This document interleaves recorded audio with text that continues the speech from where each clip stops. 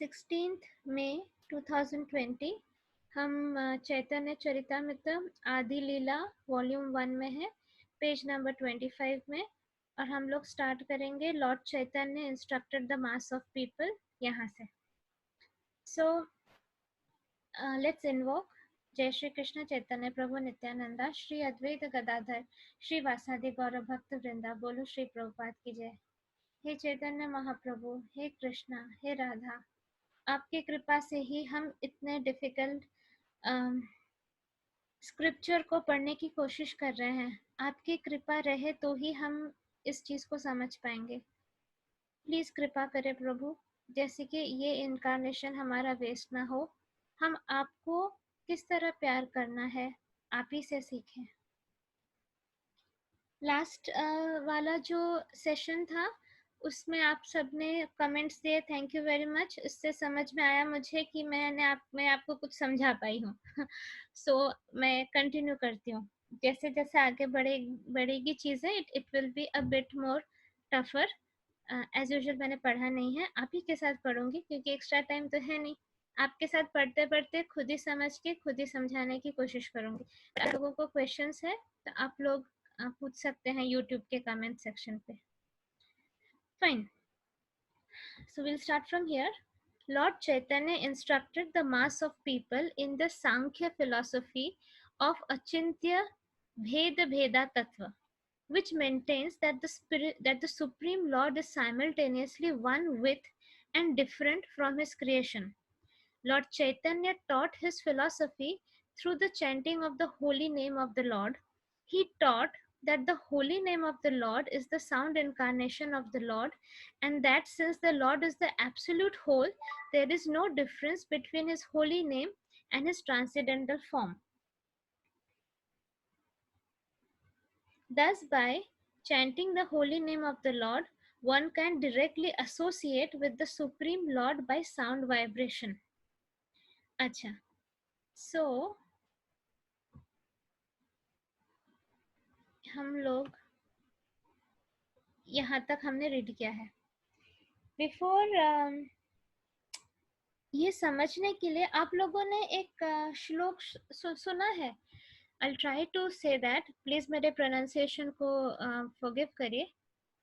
ओम पूर्णमदः पूर्णमिदं पूर्णात् पूर्णमुदच्यते पूर्णस्य पूर्णमादाय पूर्णमेवावशिष्यते. ओम शांति शांति शांति. ये वाला शायद आप लोगों ने पढ़ा होगा. आई थिंक ये यजुर्वेदा का श्लोक है. I am not sure. तो उस श्लोक में क्या कहा जाता है कि Om that is complete. This is complete. From the completeness comes the completeness. If completeness is taken away from completeness, only completeness remains. क्या हो गया? गोल गोल हो गया दिमाग. देखो, सिंपल लैंग्वेज में मैं जो आप लोगों को समझाने की कोशिश करती हूँ. श्री कृष्ण जो है वो कंप्लीट है. He is whole, he is complete. जब कोई चीज कंप्लीट होती है तो उसमें से अगर आप एक पोर्शन निकाल भी दो वो फिर भी कंप्लीट रहती है, और जिस पोर्शन को निकाला वो भी कंप्लीट होता है. तो ये है कृष्णा का एक्चुअल डेफिनेशन. ओम ही कृष्णा है. ओम से ही हमारी सृष्टि बनी है. तो एक कंप्लीट एनर्जी को आप कुछ भी कर लो, उसको आप डैमेज नहीं कर सकते, आप उसको इनकम्प्लीट नहीं बना सकते. उससे आप कुछ ले भी लोगे तो जिससे लोगे वो भी कंप्लीट रहेगा, और जो पोर्शन निकालोगे वो भी कंप्लीट रहेगा. राइट? तो इसीलिए यहाँ पे क्या कह रहे हैं कि सांख्य फिलॉसफी के हिसाब से Shri Krishna simultaneously one with and different from his creation. मतलब वही सृष्टि है लेकिन वो अपने आप को सृष्टि से अलग भी रखते हैं. मतलब he does not interfere, detach भी रहते हैं. मतलब वो सृष्टि उन्हीं से है, उन्हीं की एनर्जी से सृष्टि है. मतलब आप अगर ऐसे समझो, इस जो मैंने श्लोक बताया, श्री कृष्णा कंप्लीट एक बॉल. फाइन. अब उनसे एक छोटा सा बॉल बाहर निकला जो कि क्रिएशन है. What is creation? सारे universes, galaxies, planetary system, solar system, सब फाइन। तो कृष्णा से ही निकला है, तो वही कृष्णा है, कृष्णा की एनर्जी है ना, वो बॉल, छोटा वाला बॉल कृष्णा के एनर्जी से निकला, तो वो वही एनर्जी है। मतलब Lord Krishna is his creation, पर वो बाहर से उसे देख रहे हैं, वो बाहर से उसको मेंटेन कर रहे हैं, इन द सेंस कि ही विल नॉट इंटरफियर हमारे रोज के डिसीजंस में। उन्होंने हमें वो पार्शियल इंडिपेंडेंस दी है, जिसमें हम एवरीडे चूज करते हैं कि हमें कौन सा स्टेप लेना है, हमें क्या करना है। वो आके हमारे डिसीजन को कभी इन्फ्लुएंस नहीं करते हैं, लेकिन अगर हम उन्हें ड्राइवर सीट में अपने लाइफ के बिठा दे, तब हाँ, तब वो हेल्प करते हैं। आप लोगों ने अगर देखा होगा महाभारत में, जब वो क्या था, वो जो गेम चल रहा था जिसमें द्रौपदी का वस्त्र हरण हुआ, ऐसा नहीं कि उन्हें पता नहीं था, उन्हीं का क्रिएशन है, उन्हें पता था। लेकिन जब द्रौपदी ने बुलाया, तब आकर उन्होंने हेल्प करना स्टार्ट किया, तब उन्होंने उन्हें उसको मतलब वस्त्र का वो देने लगे, क्या सप्लाई देने लगे, और वो साड़ी लंबी होती गई, लंबी होती गई, तो द्रौपदी का पूरे तरह से द्रौपदी का वस्त्रहरण नहीं हो पाया, बट ही वॉज वेटिंग। तो उसी तरह हमारे लाइफ में भी, अगर हम चाहते हैं कि वो इन्फ्लुएंस करे, यूजुअली वो करते नहीं हैं, लेकिन अगर हम उन्हें दिल से बुलाते हैं, उतनी श्रद्धा से, उतने सरेंडर से बुलाते हैं, तो वो भी आते हैं। जैसे द्रौपदी के लिए आए, हमारे लिए भी आते हैं, और हम सब ने ये चीज देखी है। तो इसका मतलब क्या है, बेसिकली मैं आपको वो सिर्फ इस सेंटेंस का मतलब समझाने के लिए मुझे आपको वो श्लोक बताना पड़ा। तो चैतन्य महाप्रभु क्या बोल रहे हैं कि Lord Chaitanya taught this philosophy through the chanting of the holy name of the Lord.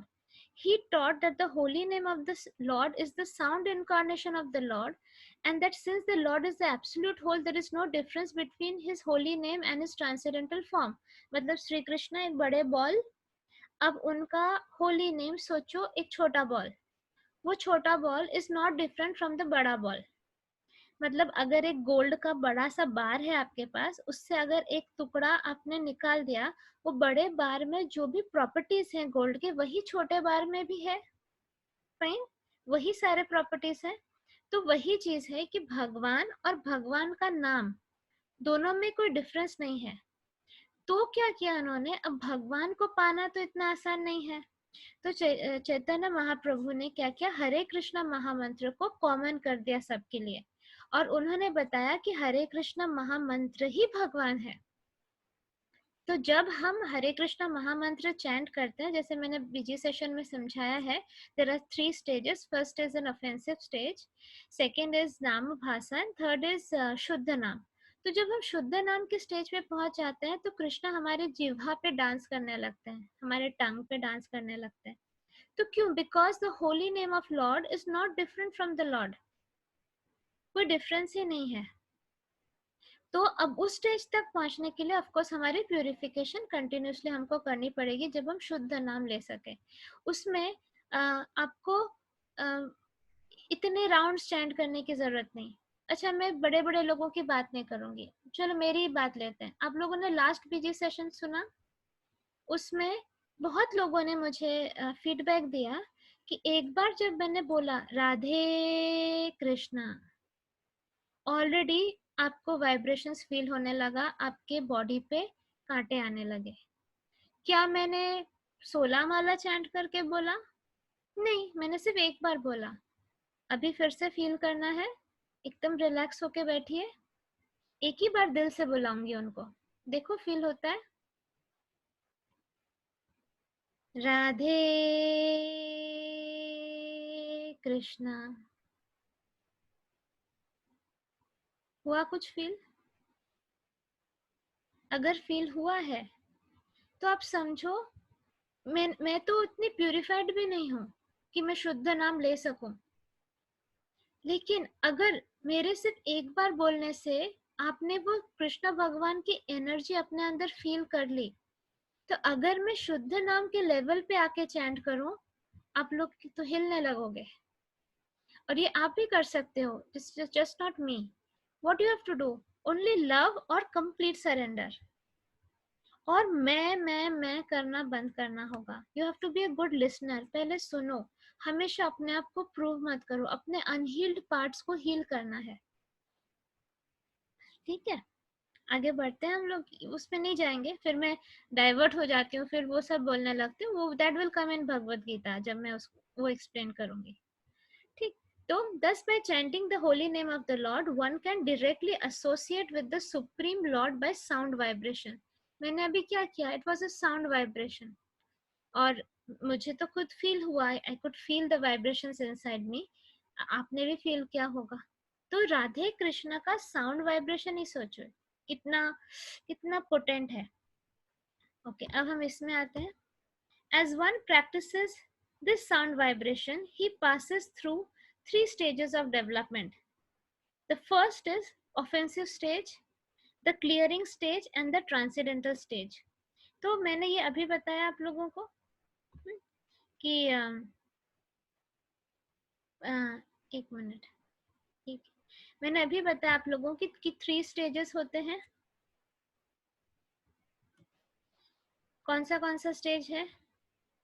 First stage is the offensive stage. अब हम इधर आते, सॉरी, हाँ,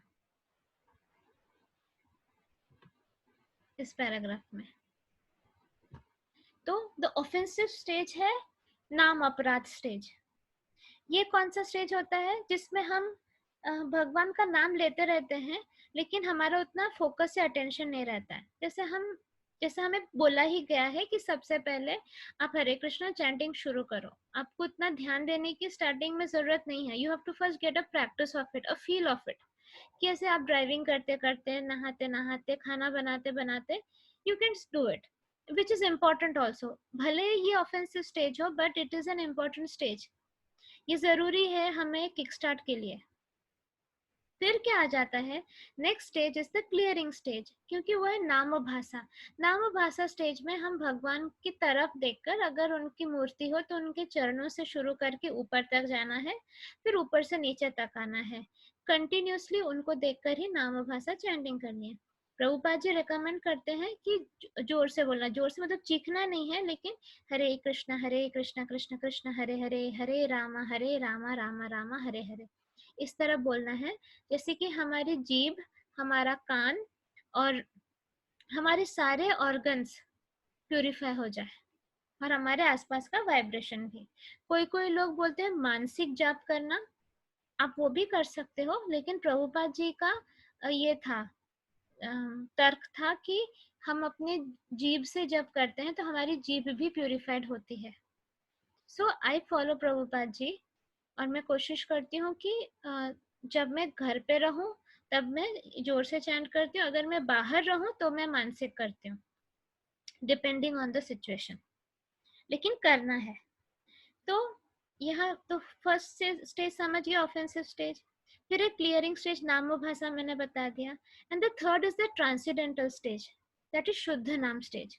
तो in the offensive stage one में desire all kinds of material happiness.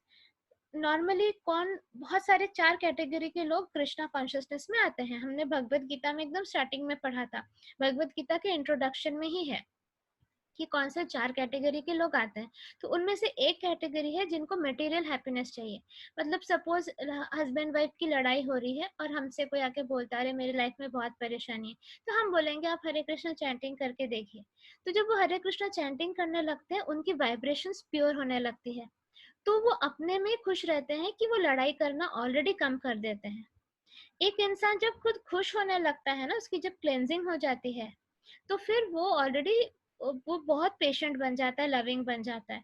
तो वो कुछ चीजें सामने वाले का इग्नोर भी करने लगता है, क्योंकि उसको वो शांति समझ में आ जाती है। तो वो है कुछ मटेरियल हैप्पीनेस के लिए, या किसी को बच्चा नहीं हो रहा है, या किसी को जॉब चाहिए, वॉट एवर इट इज। हाँ, हम लोग फिर रिकमेंड करते हैं कि आप हरे कृष्ण चैंटिंग से शुरू करिए। तो वो ऑफेंसिव स्टेज है, क्यों? बिकॉज हम अपना कुछ फायदे के लिए कर रहे हैं। बट इट इज इम्पोर्टेंट, शुरुआत वहीं से करनी। देखिए, आप तुरंत तो 10th स्टैंडर्ड में नहीं जा सकते, आपको नर्सरी, KG1, KG2, किंडरगार्टन से ही शुरू करना होगा। तो वो फर्स्ट स्टेज है. But in the second stage one becomes clear of all material contamination. तो जब तक आप सेकेंड स्टेज में अपने आप ग्रोथ होता है, मतलब जितना आप ऑफेंसिव स्टेज में चैंटिंग करते करते आपको रियलाइजेशन होगा कि नहीं, कुछ माला, 4 माला जैसे मुझे मेरे पूजा के रूम में बैठकर भगवान की तरफ देखते देखते करना है, या इस्कॉन में बैठकर प्रॉपरली करना है देखते देखते.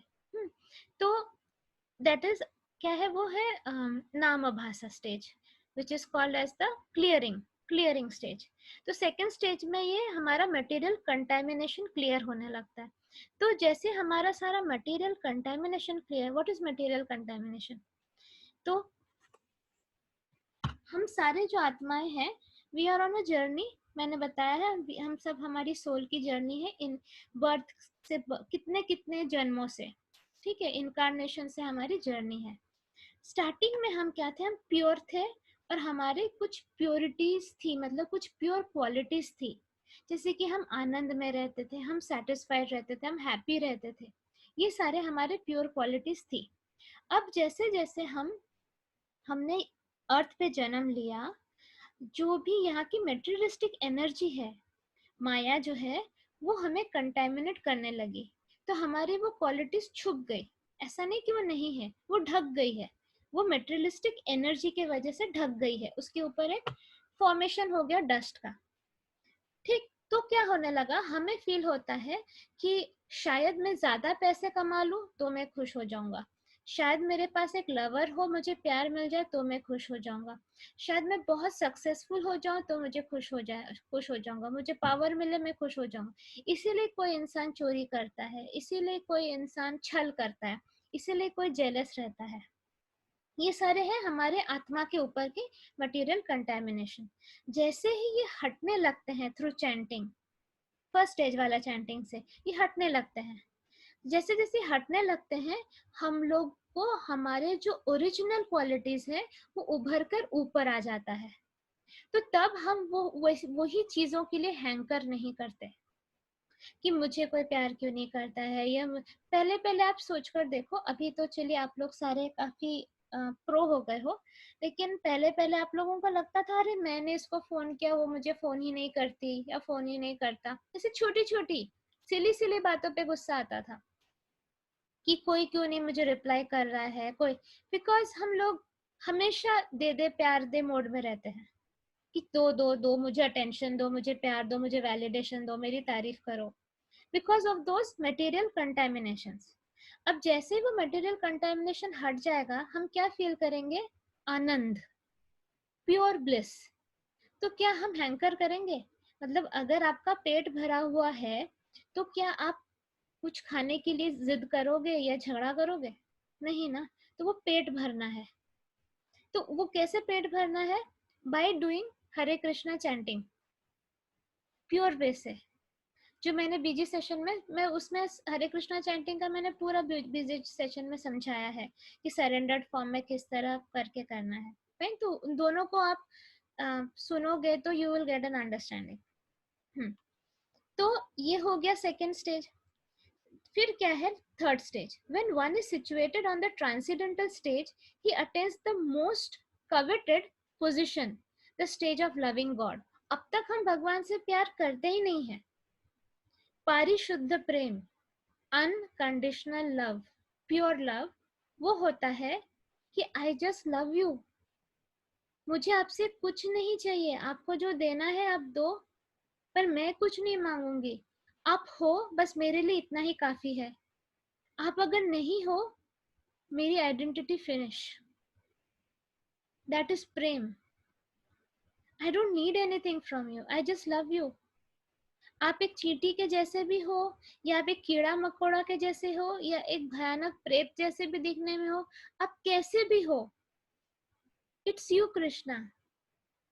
आपका नाम शायद कृष्णा भी अगर ना हो, but I know it is you, because you are the creator of this universe and I just love you. मतलब बिना किसी इफ्स एंड बट्स का प्रेम.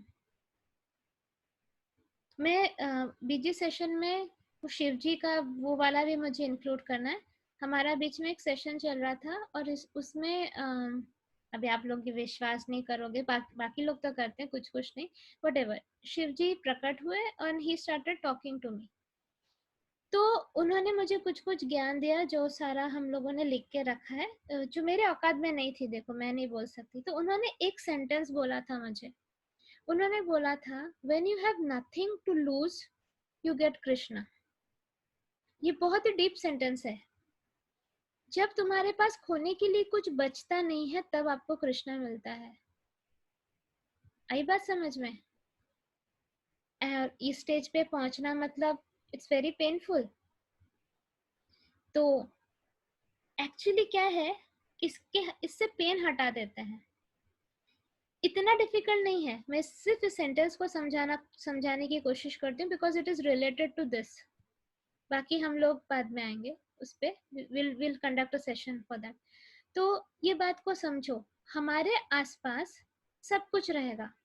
मतलब आपका अगर पेट भरा है, आपको बीच में बिठाया गया है, आपके चारों तरफ 56 भोग है, डिफरेंट डिफरेंट वैरायटी के खाना, खीर है, गुलाब जामुन है, बिरयानी है, वटेवर, पनीर है, जो जो आपको पसंद है वो है। लेकिन आपका पेट भरा है, तो क्या आपका मन करेगा उसे खाने का? बेस्ट से बेस्ट चीज भी हो तो भी मन नहीं करेगा। तो हमें उस स्टेज पे आना है कि हमारी लाइफ में सब रहेंगे। इसका मतलब ये नहीं कि हमें उनको खोना होगा। नो, आपकी फैमिली रहेगी, आपका जॉब रहेगा, आपके बच्चे होंगे, आपके लवर रहेंगे, everyone will be there in your life. लेकिन आपका उनके प्रति पारिशुद्ध प्रेम रहेगा, प्योर लव, डिटैच्ड लव, जहाँ पे आप सिर्फ एक गिवर मोड में हो, कुछ लेने के मोड में नहीं हो, मतलब without deep attachment. Pure love का कॉन्ट्रोडिक्टरी है डीप अटैचमेंट। आप जब अटैच्ड होते हो, मोह में होते हो, तब आप सामने वाले से एक्सपेक्ट करते हो, आप चाहते हो आपके जैसा बिहेव करे, और जब वो आपके जैसा बिहेव नहीं करता, आप उसको गलत स्टेट कर देते हो कि ही इज रॉन्ग। आप उसको ये नहीं कहते हो कि ही इज डिफरेंट, आप बोल देते हो ही इज रॉन्ग। मतलब जो भी हमारे जैसा नहीं हो वो गलत। ये एक नॉर्मल मेंटालिटी है हम सबकी, इजंट इट? सोच कर देखो, जो भी इंसान हमें दिखता है, अगर वो हमारे जैसा नहीं है मतलब वो गलत, ऐसा नहीं है ना, वो अलग। तो तो मैं क्या कह रही थी कि हमारे लाइफ में सब लोग रहेंगे बट वो डीप अटैचमेंट नहीं रहेगा। हम लोग उनसे इतना प्यार करेंगे कि हम उनको भी कृष्णा के चरणों में डाल देंगे। Instead of we trying to save them, हम उन्हें बचाने की कोशिश करें। मैं अगेन वो डूअर मोड में ना होकर कि मैं बचाऊंगी, मैं ये करूंगी, नहीं, कृष्णा आप बचाइए। हाथ पकड़ के उनको कृष्णा के चरणों में लाके डाल देना है कि प्रभु ये आत्मा को मैंने आपके चरणों में डाल दिया, अब आप देख लीजिए, मैं कुछ नहीं कर सकती, मुझे सिर्फ आपसे प्यार करना आता है, मैं वही करूंगी।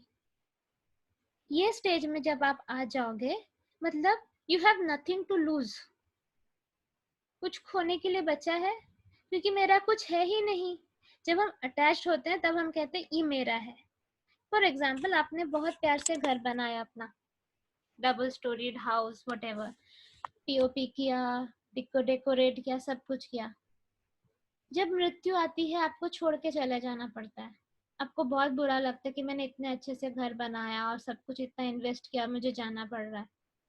तो वो जो पेन होता है, that is the pain of attachment, कि मेरा घर। अब अगर आपने उस चीज को, मेंटालिटी को थोड़ी चेंज कर लिया और आपने ये बोला, भगवान ने मुझे एक चैनल बनाया इस घर को बनाने के लिए, जैसे मैं अपने और अपने परिवार को इस इनकारनेशन में कुछ एम्यूनिटीज दे सकूं, कुछ फैसिलिटीज दे सकूं, जैसे वो स्पिरिचुअलिटी में उनको ज्यादा प्रॉब्लम ना आए।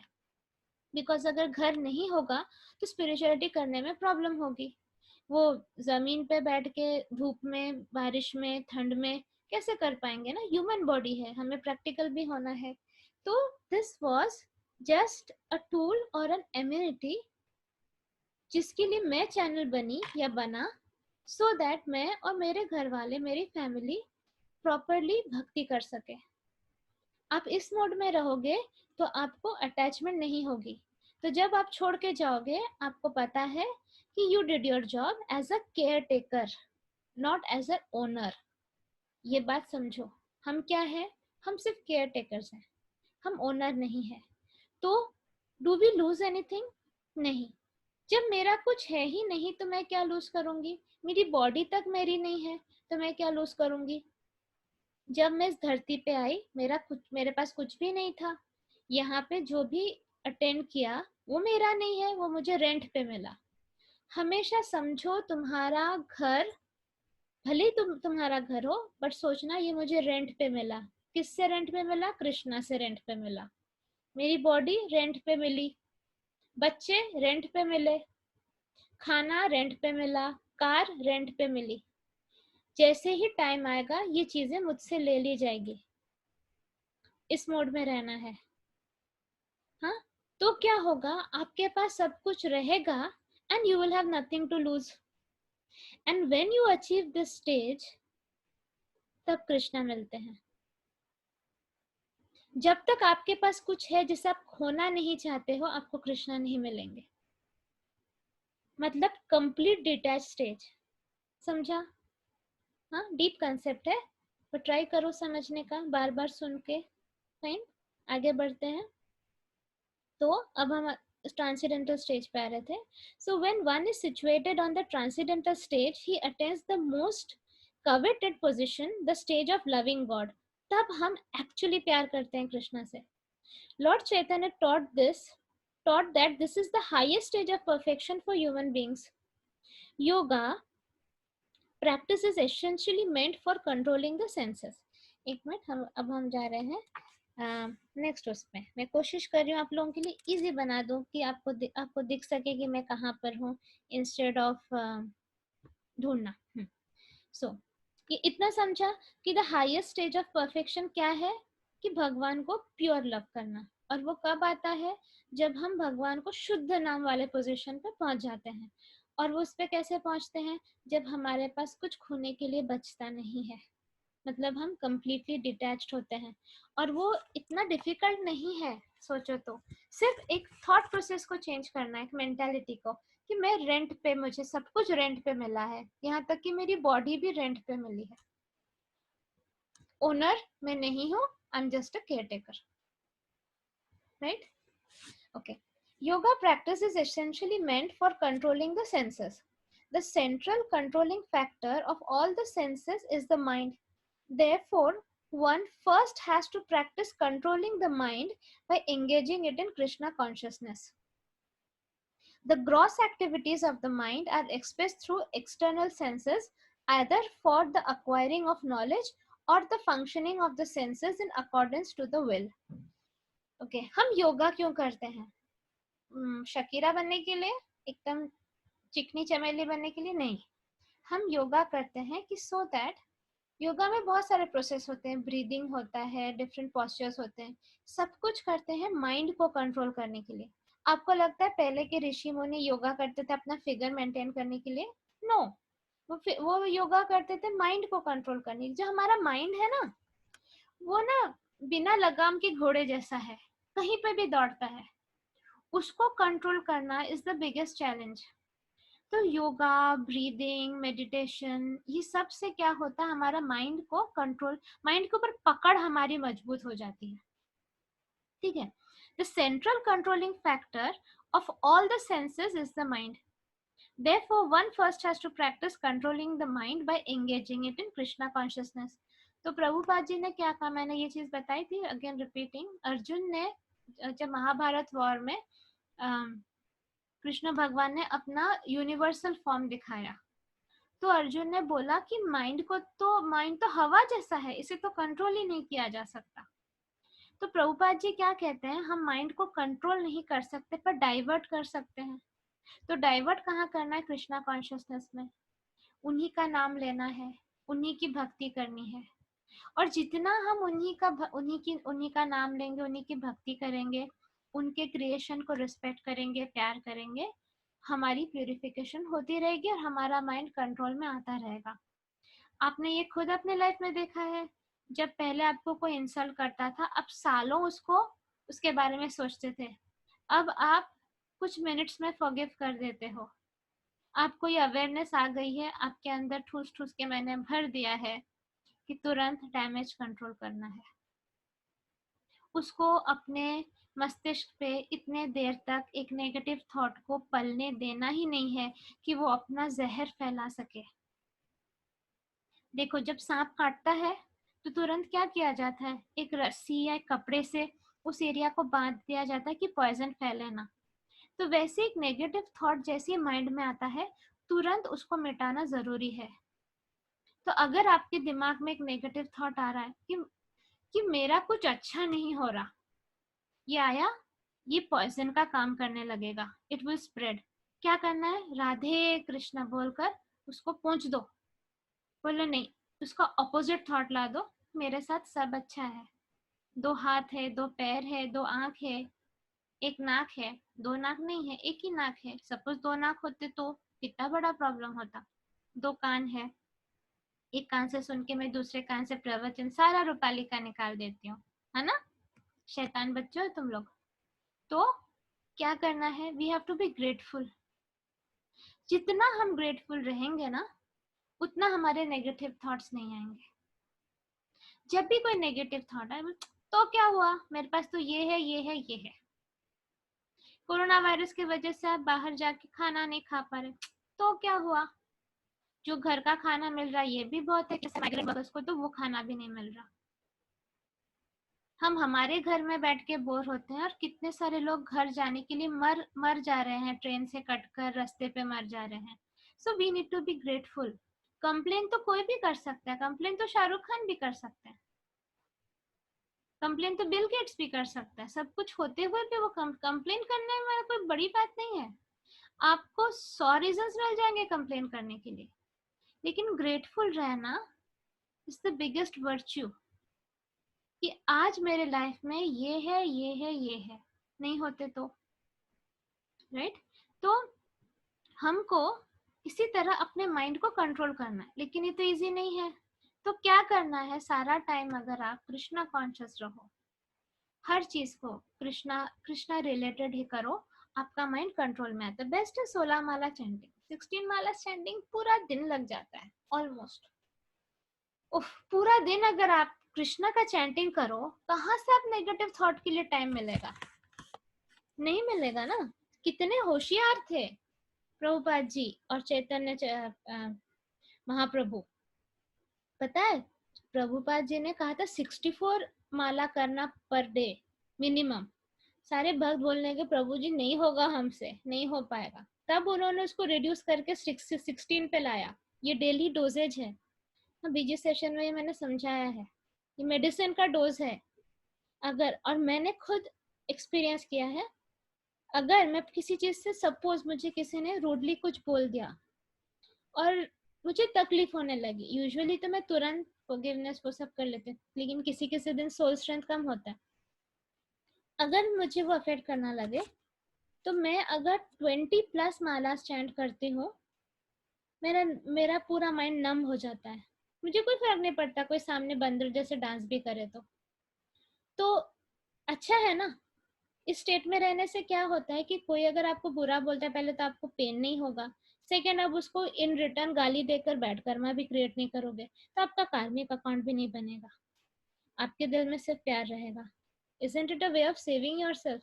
उलझना ही नहीं है ना, हमें हमें किसी से उलझना ही नहीं है। हमारा रास्ता क्लियर है, हमें पता है हमें कौन से डेस्टिनेशन पे पहुंचना है। ऑलरेडी इतने सारे प्रॉब्लम्स है, इनको फेस करते करते हमारी जान निकल जाती। मतलब घर के बाहर छोड़ो, घर के अंदर के लोगों, जो हमारे साथ लोग रहते हैं, उन्हीं के साथ हमारे इतने इश्यूज होते हैं, तो बाहर के लोगों की तो जाने ही दो। सो व्हाई, क्यों एंगेज करें, और हम क्यों एंटेंगल हो और किसी चीजों में। एक सन्यासी जैसे जीवन बिताना इज वेरी गुड।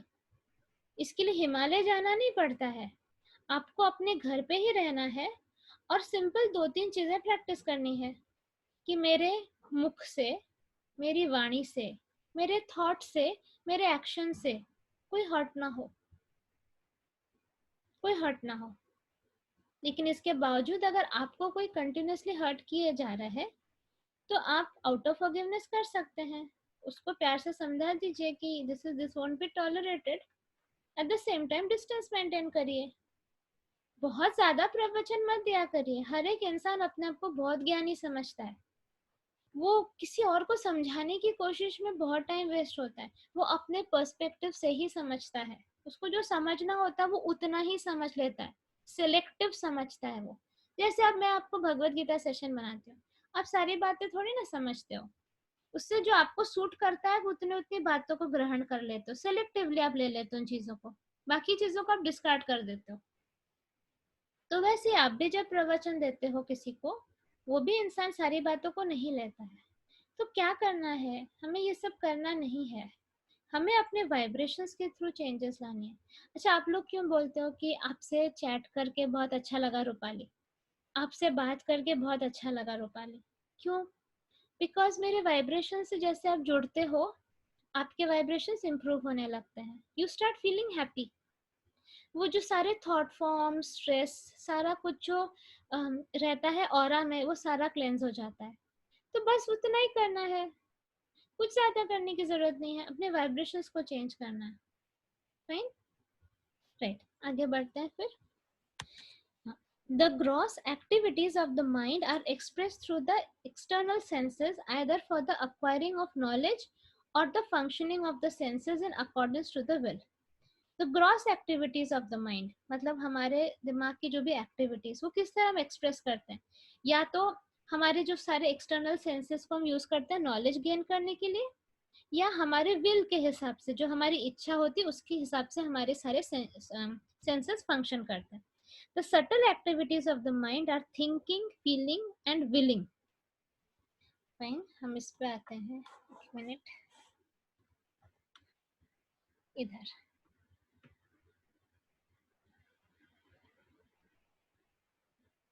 यहाँ तक।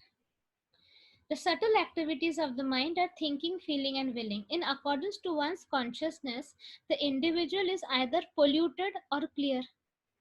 माइंड क्या करता है? सोचता है, फील करता है, महसूस करता है और विल करता है। विल मतलब जैसे आपका विल पावर होता है कि मुझे ये करना है, एक दृढ़ इच्छा। So in accordance to one's consciousness, अब आपका कॉन्शियसनेस जैसा है, एक इंडिविजुअल इज आइदर पोल्यूटेड और क्लियर, मतलब उसका जो थॉट पैटर्न है वो या तो सही है या तो गड़बड़ है। If once mind is fixed on Krishna, his name, quality, form, pastimes, entourage and paraphernalia, all one's activities both subtle and gross become favorable. अब सारा टाइम आप कृष्णा को ही अगर सोच रहे हो, कृष्णा के बारे में सोचकर, उनका फॉर्म, उनका ब्यूटीफुल फॉर्म, या तो राधा कृष्णा सीरियल के बारे में सोच रहे हो, या कृष्णा की भक्ति के बारे में सोच रहे हो, व्हाटएवर, तो क्या होता है, आपका जो माइंड जब कृष्णा पे फिक्स्ड होता है तो उसका सटल और ग्रॉस दोनों ही फेवरेबल हो जाता है, मतलब इंटरनल और एक्सटर्नल दोनों ही अलाइनमेंट में आ जाता है। The Bhagavad Gita's process of purifying consciousness is the process of fixing one's mind on Krishna by talking of his transcendental activities, cleansing his temple, going to his temple, seeing the beautiful transcendental form of the Lord nicely decorated, hearing his transcendental glories, tasting food offered to him, associating with his devotees, smelling the flowers and tulsi leaves offered to him, engaging in activities of the Lord's interest, etc. No one can bring the activities of the mind and senses to a stop, but one can purify these activities through a change in consciousness. तो अच्छा, हम क्या क्या कर सकते हैं? अब ये समझ में तो आया कि करना है, पर क्या क्या कर सकते हैं?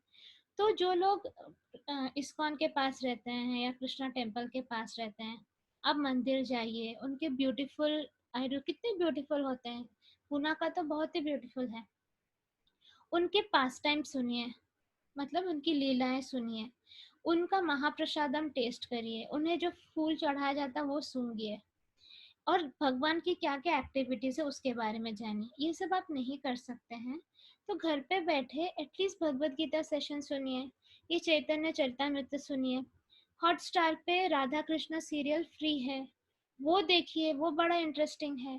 तो फिर क्या होगा, आपका माइंड कंटिन्यूसली कृष्णा रिलेटेड चीजों में होगा, तो वो प्यूरिफाई होते रहेगा, गंदगी उस पर जम ही नहीं पाएगी। अगर आप रोज एक कपड़े पे, आप सपोज आपका एक वाइट कपड़ा है, उस पे आपका दाग लग गया, आप रोज उस दाग को धो रहे हो, धो रहे हो, धो रहे हो, वो फेड होने लगेगा ना। तो उसी तरह हमारे जो कंटेमिनेशन है वो धीमे धीमे फेड होने लगेंगे। ट्राई करके देखो, एक हफ्ते में आपको दिखेगा डिफरेंस। बिल्कुल।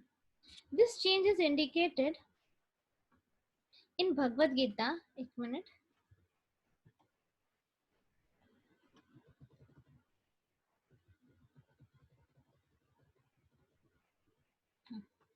This change is indicated in Bhagavad Gita when Krishna tells Arjuna the knowledge of yoga, whereby one can work without fruitive results. तो हम अभी इस पैराग्राफ को हैंडल करेंगे। तो कृष्णा क्या कहते हैं अर्जुन से? नॉलेज ऑफ योगा देते हैं, whereby one can work without fruitive results. O son of Pritha, when you act by such intelligence, you can free yourself from the bondage of works.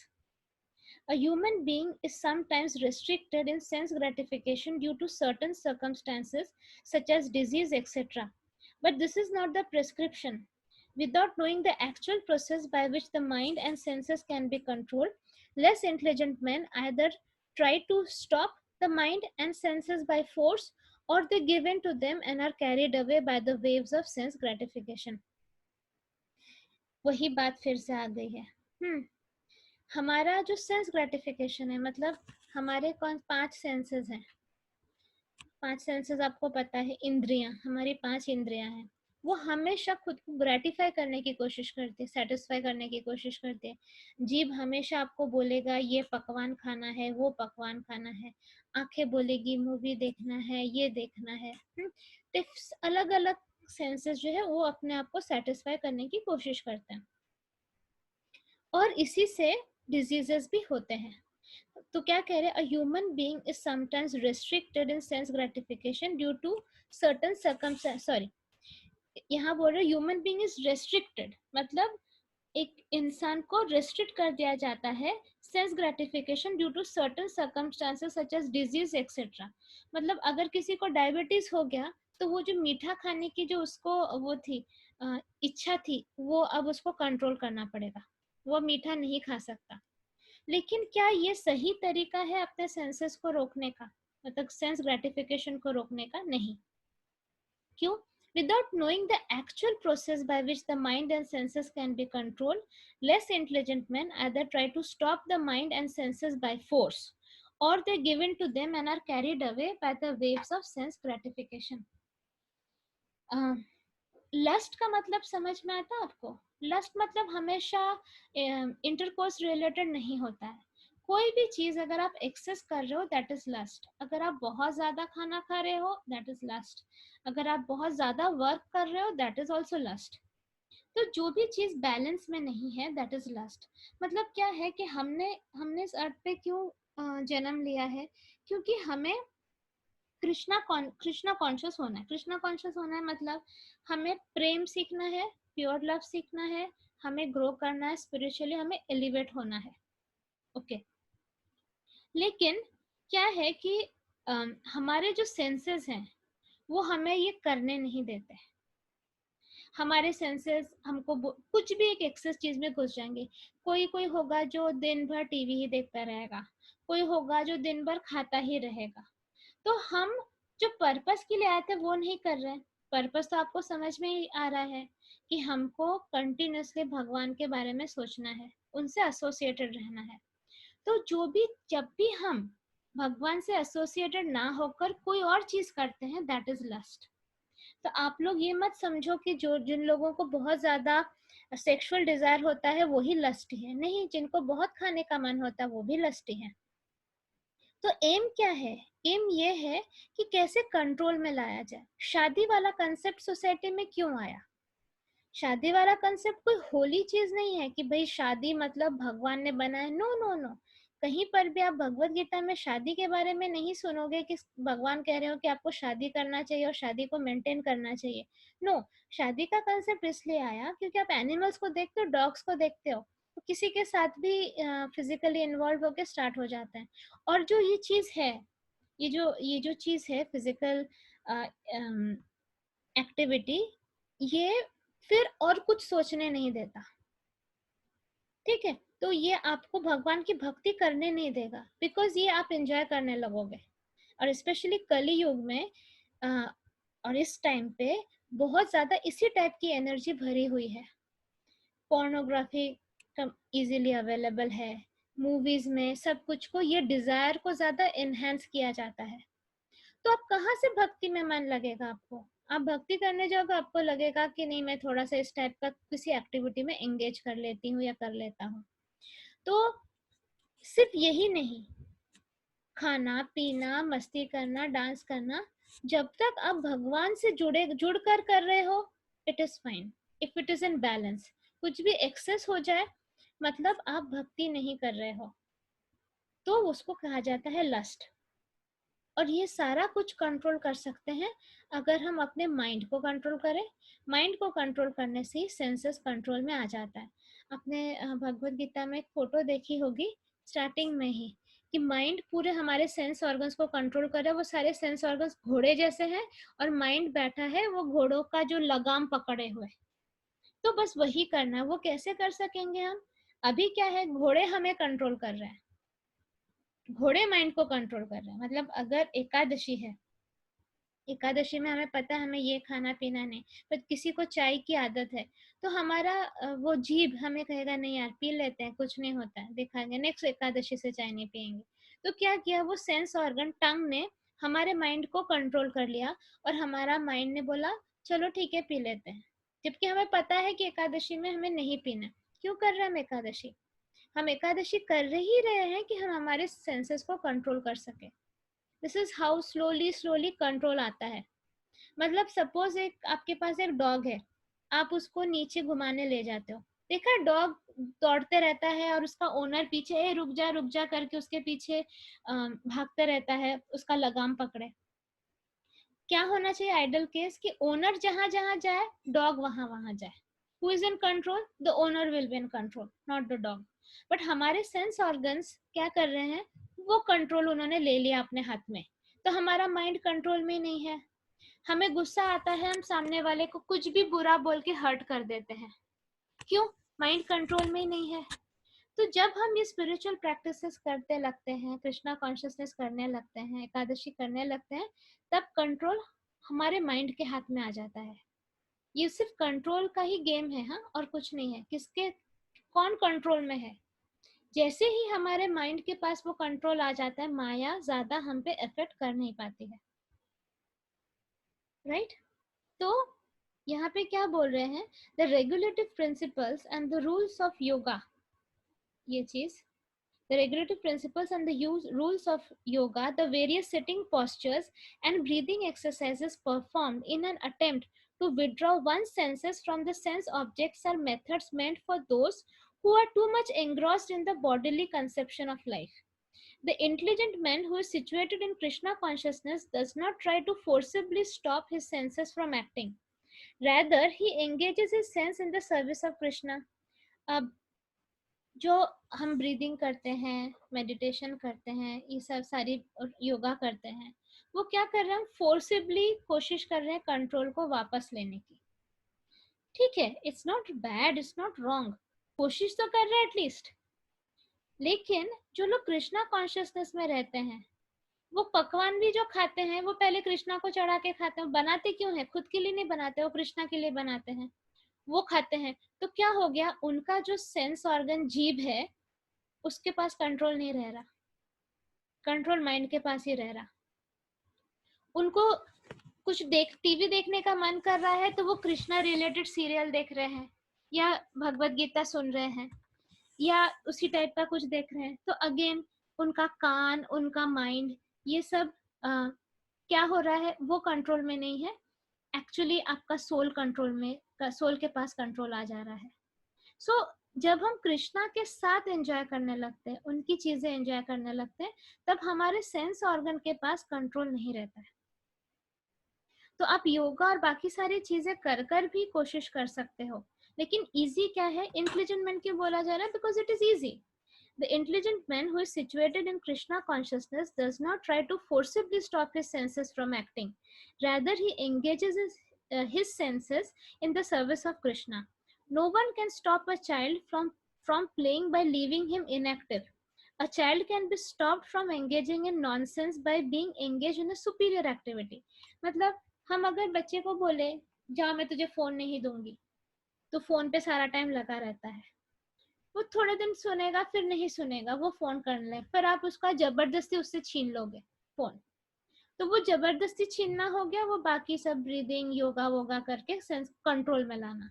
या फिर क्या होता है, घर पे अशांति होती है, या आप उसको कुछ बेटर चीज करने को दो, कुछ बेटर, जिससे कि उसका मन ही ना करे कि मैं फोन पे अपना टाइम वेस्ट करूं।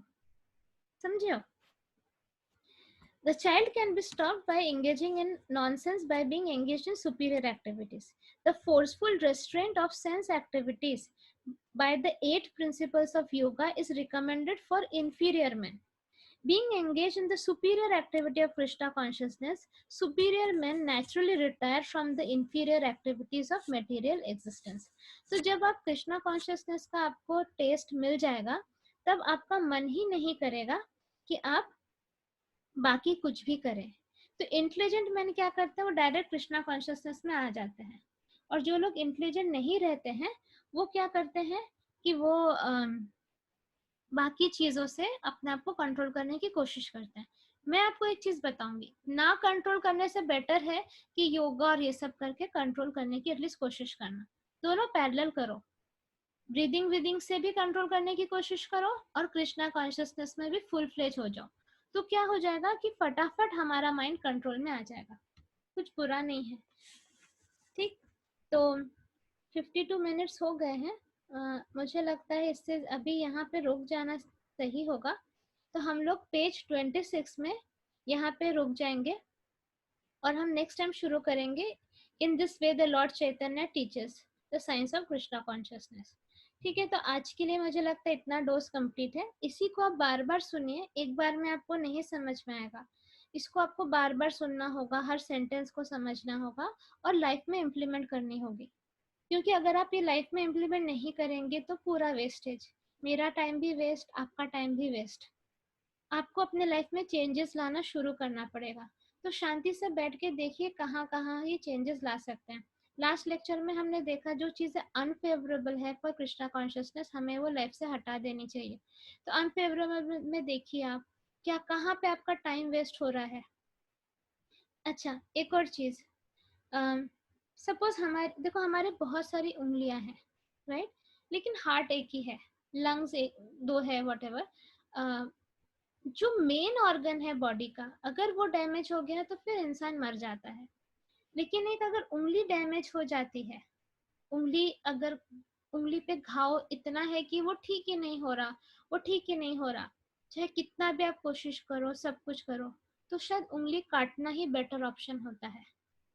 क्योंकि एक उंगली को काटने से फिर भी आपकी जिंदगी चलेगी, लेकिन अगर आपका पूरा ध्यान ही बस उस उंगली के तरफ ही जा रहा है, जिसकी वजह से आप और कुछ भी नहीं कर पा रहे हो, तो वो ज्यादा डेट्रीमेंटल है। तो अगर आपके लाइफ में ऐसी कुछ एक्टिविटीज हैं, ऐसे कोई लोग हैं जिनके जिनके वजह से आप इतना परेशान रहते हो कि बाकी आप कुछ कर ही नहीं सकते हो, तो फिर आप ये कंसिडर कर सकते हो। आप सोच कर देखो, वो हार्ट है कि वो उंगली है। हार्ट है तो आप कुछ नहीं कर सकते, क्योंकि वो नहीं रहेंगे तो आप मर जाएंगे। लेकिन अगर वो उंगली है जिसके वजह से आप ना स्पिरिचुअल प्रैक्टिसेस कर पा रहे हो, ना भक्ति कर पा रहे हो, ना अपने लाइफ में खुश रह पा रहे हो, it can be a situation, it can be a job, it can be a person, it can be a family member, कुछ भी हो सकता है। It can be a memory which you are holding on to. हो सकता है एक memory इतनी खतरनाक है कि आप उसको छोड़ ही नहीं पा रहे हो, उसके वजह से आपकी प्रेजेंट लाइफ बहुत खराब हो रही है। किसी ने आपको बहुत बुरी तरह से हर्ट किया, आप उसको पकड़ के बैठे हो, तो वो सड़ा हुआ उंगली का काम कर रहा है कि मतलब बाकी आपका सब इंटैक्ट है, लेकिन आपका पूरा ध्यान सारा कुछ उस घायल उंगली के वजह से आप फोकस नहीं कर पा रहे हो। तो उसको अनफेवरेबल करके, डिक्लेयर करके आप उसको हटाने की कोशिश कर सकते हो टू सी कि सच में फिर आप भक्ति पे, स्पिरिचुअल प्रैक्टिसेस पे फोकस कर पाते हो कि नहीं. It's not worth it. इतना समझ लीजिए आपका टाइम वेस्ट हो रहा है. जितने सेकंड्स बचे हैं आप जिंदा रहने के, वो धीमे धीमे धीमे कम हो रहा है. तो इट्स नॉट वर्थ इट. एकदम शांति से आज जो आपने सीखा इंट्रोस्पेक्ट करिए. 5-10 मिनट ये सेशन के बाद बैठकर सोचिए मैं अपने लाइफ में कहाँ पे चेंजेस ला सकती हूँ या ला सकता हूँ जिससे मेरा ये इनकारनेशन वेस्ट नहीं होगा. बाकी चीजें तो करनी है. देखिए जॉब करनी है, अपनी रिस्पॉन्सिबिलिटीज पूरी करनी है, लेकिन फोकस रहना चाहिए कृष्णा पे. तो आपको हर चीज में फुलफिलमेंट मिलेगी. लेकिन अगर आप फोकस करेंगे जॉब पे, फोकस करेंगे फैमिली पे, तो ये तो टेम्पररी है. आजकल तो जॉब तो ऐसे ही चली जाती है. जिस आपने शायद बहुत मेहनत किया होगा किसी प्रोजेक्ट के लिए, एक मर्जर हुई कंपनी की, सब कुछ खत्म. या भी कोरोना वायरस के वजह से कितने लोगों का जॉब लॉस हो गया. और रिलेशनशिप्स का भी कोई गारंटी नहीं है. आज है कल नहीं होगा. किसी को कोई और बेटर पर्सन मिल जाएगा, वो आपको छोड़ देगा. या किसी कोई आपसे परेशान होकर आपको छोड़ देगा, या व्हाटएवर. तो ये सारी टेम्पररी चीजों पे आप टाइम इन्वेस्ट करेंगे, अपनी एनर्जी इन्वेस्ट करेंगे, तो end of the day you will feel like you are a loser. ये फीलिंग आ सकती है. लेकिन जब आप परमानेंट चीज में इन्वेस्ट करेंगे, कृष्णा कॉन्शियसनेस में, जब आप देखोगे माय गॉड मैंने सिर्फ एक वीक किया और मेरे अंदर इतना चेंज, तो that is a permanent investment. वो आपसे कोई छीन नहीं सकता. वो जो आपका ग्रोथ हो गया वो आपसे कोई छीन नहीं सकता. तो फोकस राइट जगह पे करिए. Then you will not feel like a loser. आपको नहीं लगेगा आपका टाइम वेस्ट हुआ है. और डेफिनेटली ग्रोथ होता ही अगर राइट थॉट से करिए. आप अगर रिजल्ट ओरिएंटेड करोगे आपकी ग्रोथ नहीं होगी. आप बोलोगे कि मैं कृष्णा कॉन्शियसनेस कर रही हूँ जैसे मेरा हस्बैंड मुझसे ज्यादा प्यार करे, नहीं होगा. करने लगेगा, लेकिन एक टाइम के बाद वो सिर्फ एक वो क्या कहते हैं, मैं बताती हूँ, प्रमोशनल ऑफर जैसे होता है. वो जैसे आपको विश्वास देना दिलाने के लिए. प्रमोशनल ऑफर्स तो खत्म हो जाते हैं ना 1-2 महीने में या 1-2 साल में. तो उस पे बेस करके मत करिए कुछ डिसाइड. वो आपके आपके बस भक्ति के ऊपर विश्वास दिलाने के लिए होता है. जैसे वो ऑफर खत्म हो जाता है बोलते धत भगवान भगवान कुछ होते नहीं. तो ये रिजल्ट ओरिएंटेड अप्रोच आपको नहीं रखनी है. आपको क्यों रखना है बोलना, बिकॉज मेरे पास और कुछ है ही नहीं भगवान से प्यार करने के अलावा. मैं अपने आप को वो इंडिपेंडेंस दे ही नहीं रही हूँ कि भगवान से ना प्यार करूँ. ये ऑप्शन ही नहीं दे रही हूँ. Because that is the only permanent thing. मैंने जो फर्स्ट श्लोक बताया आपको, ही इज कंप्लीट. वो कंप्लीट से जब आप जुड़ते हो आप भी कंप्लीट हो जाते हो. कहाँ इधर उधर भटक रहे हो, उनसे जुड़कर देखो. एंड इसके लिए आपको ग्रुप और एक प्रॉपर गाइडेंस चाहिए, which is very important. You have to respect the group, you have to respect the rules of the group. आपको उतना लायक बनना होगा कि भगवान खुद रास्ता खोल दे आपको एक प्रॉपर ग्रुप में एंट्री मारने के लिए. यूनिवर्स आपके लिए खुद ही करेगा जब यूनिवर्स को देखेगा कि yes this person is ready. तो उतने प्योर माइंड से आप मेहनत करिए. फिर अपने आप इफ यू डिजर्व समथिंग आपके पास आ जाएगा.